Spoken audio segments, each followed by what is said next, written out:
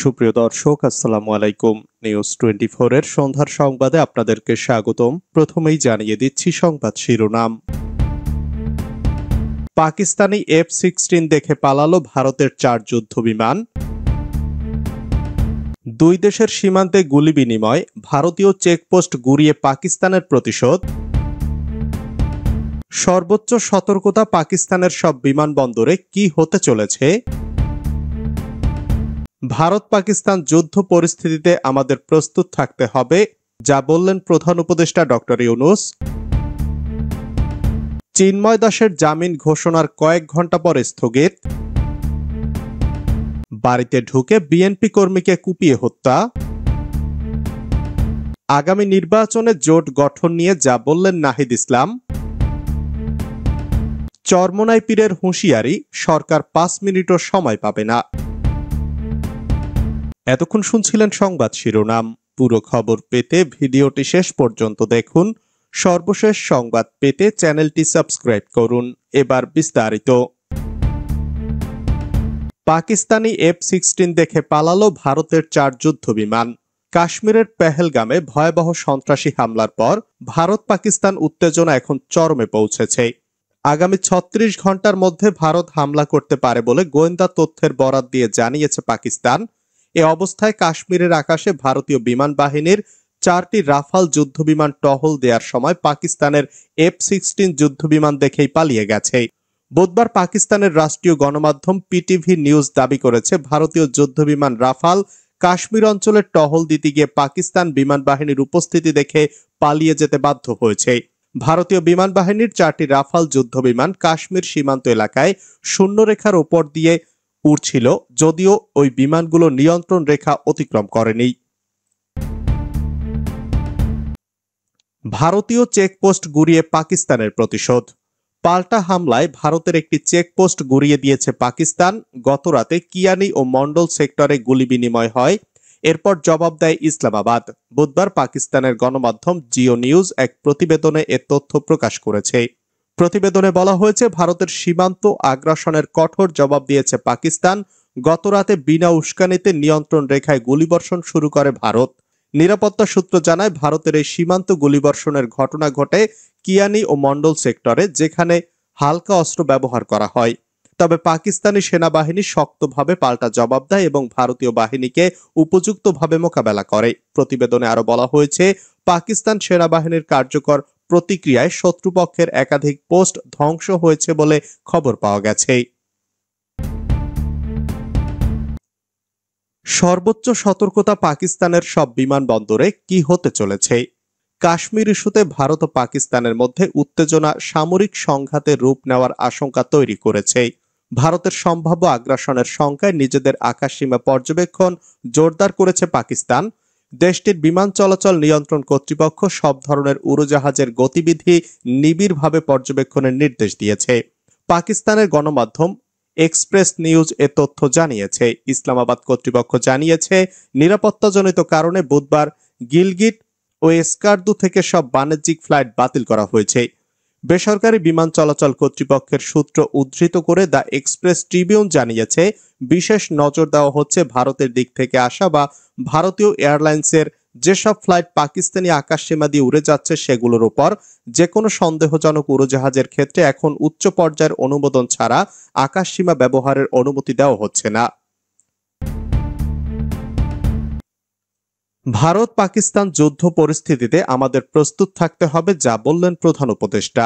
আমরা এমন এক বিশ্বে বাস করি যেখানে যুদ্ধের প্রস্তুতি না রাখাটা আত্মঘাতী উল্লেখ করে প্রধান উপদেষ্টা অধ্যাপক ডক্টর মোহাম্মদ ইউনূস বলেছেন, আমাদেরই কাছে ভারত পাকিস্তান যুদ্ধ শুরু হয়ে যাওয়ার মতো অবস্থার মধ্যে রয়েছে। সকালের খবরে দেখলাম হয়তো গুজব, আজকেই শুরু হয়ে যাবে যুদ্ধ, আমাদের প্রস্তুত থাকতে হবে। বুধবার ঢাকায় বিমান বাহিনীর বার্ষিক মহড়া অনুষ্ঠানে একথা বলেন তিনি।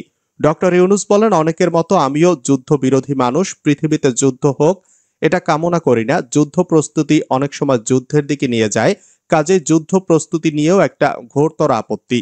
কিন্তু এমন বিশ্বে আমরা বাস করি, প্রতিনিয়ত যুদ্ধের হুমকি আমাদের ঘিরে থাকে, তো সেখানে প্রস্তুতি না নিয়ে থাকা এটা অসম্ভব হয়ে পড়ে।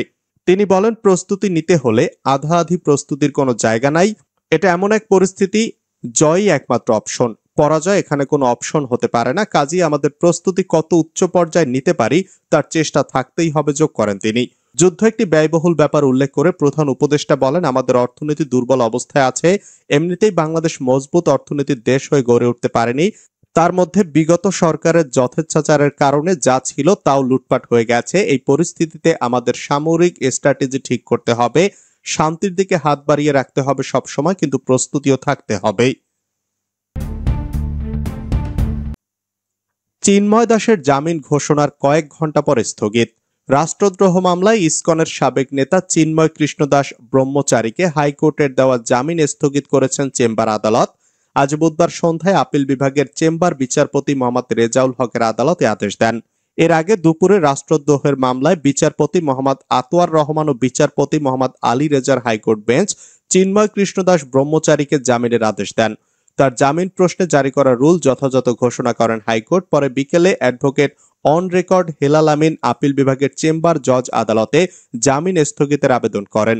আদালতে চিন্ময় কৃষ্ণ দাসের পক্ষে ছিলেন আইনজীবী অপূর্ব কুমার ভট্টাচার্য, রাষ্ট্রপক্ষে ছিলেন অতিরিক্ত অ্যাটর্নি জেনারেল ব্যারিস্টার অনিকার হক ও আব্দুল জব্বার ভুইয়া। এর আগে চিন্ময় কৃষ্ণ দাসের জামিন প্রশ্নে রুল শুনানির জন্য 30 এপ্রিল দিন ঠিক করেন হাইকোর্ট। রাষ্ট্রপক্ষে সময়ের আবেদনের পরিপ্রেক্ষিতে গত 23 এপ্রিল হাইকোর্টের বেঞ্চ শুনানি মুলতবি করেন। আদালতে ওই দিন চিন্ময়ের পক্ষে ছিলেন আইনজীবী অপূর্ব কুমার ভট্টাচার্য, রাষ্ট্রপক্ষে ছিলেন attorney general Mohammad Asaduzzaman, deputy attorney general Mohammad Abdul Baset ও ফরিদ উদ্দিন খান। বাড়িতে ঢুকে বিএনপি কর্মীকে কুপিয়ে হত্যা। আধিপত্য বিস্তারের জেরে ঝিনাইদহ সদর উপজেলার দিঘিরপাড় গ্রামে বাড়িতে ঢুকে মোশাররফ হোসেন নামের এক বিএনপি কর্মীকে কুপিয়ে হত্যা করা হয়েছে। বুধবার দুপুরে তার বাড়িতে ঢুকে কুপিয়ে হত্যা করে প্রতিপক্ষরা। মোশাররফ হোসেন ওই গ্রামের মৃত শমশের মোল্লার ছেলে। এ ঘটনায় আহত হয়েছেন একই পরিবারের 6 জন সহ অন্তত 10 জন। এর মধ্যে জাহাঙ্গীর হোসেনের অবস্থা আশঙ্কাজনক হওয়ায় উন্নত চিকিৎসার জন্য তাকে ঢাকায় পাঠানো হয়েছে। আগামী নির্বাচনে জোট গঠন নিয়ে যা বললেন নাহিদ ইসলাম, এজেন্ডার ভিত্তিতে মাঠের ঐক্য বা রাজনৈতিক ঐক্য হতে পারে, তবে নির্বাচনী বিষয়ে কোনো ঐক্য বা জোট গঠনে আলোচনা করতে আগ্রহী নয় এনসিপি বলে মন্তব্য করেছেন দলটির আহ্বায়ক নাহিদ ইসলাম। তিনি বলেছেন, নির্বাচনের বিষয়ে কোনো জোট গঠন নিয়ে আমরা এখন আলোচনা করিনি, তবে রাজনৈতিক ঐক্য কিংবা আমাদের যে সংস্কার ও বিচারের বিষয়ে এজেন্ডা, এ বিষয়ে ঐক্যমতে পৌঁছাতে আমরা বিভিন্ন রাজনৈতিক দলের সঙ্গে আলোচনা করছি।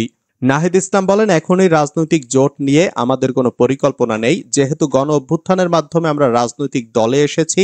জনগণ নতুন যে গণতন্ত্রের পথে হাঁটবে, আমাদেরও হাঁটতে হবে। চরমোনাই পীরের হুঁশিয়ারি, সরকার 5 মিনিটও সময় পাবে না। নারী বিষয়ক সংস্কার কমিশনের প্রস্তাব বাস্তবায়নে সরকার যদি এগিয়ে যায় তাহলে 5 মিনিটও সময় পাবে না বলে মন্তব্য করেছেন ইসলামী আন্দোলনের আমির ও চরমোনাই পীর মুফতি সৈয়দ রেজাউল করিম। সরকারকে উদ্দেশ্য করে চরমোনাই পীর বলেন, আপনারা নারী বিষয়ক সংস্কার কমিশন করে নারী নীতিকে বাহবা দিচ্ছেন।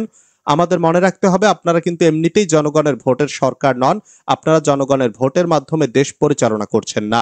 তিনি বলেন, আমরা তো সব সময় আপনাদের সহযোগিতায় ছিলাম, এখনো আছি, কিন্তু আমাদের রাস্তায় নামিয়ে আপনাদের মুখোমুখি দাঁড় করিয়ে ওই ফ্যাসিস্ট এবং ঘাপটি মারা শত্রুরা যেন সুযোগ না নিতে পারে, এটা আপনাদের মাথায় রাখার অনুরোধ করেছি। এরপরও যদি আপনারা সামনে পা বাড়াতে চান, পরিষ্কার মেসেজ, কে জানি বলছে না যে 5 মিনিটে আপনারা আপনাদের অবস্থান থেকে সরে যান, সেই 5 মিনিটও সময় পাবেন না।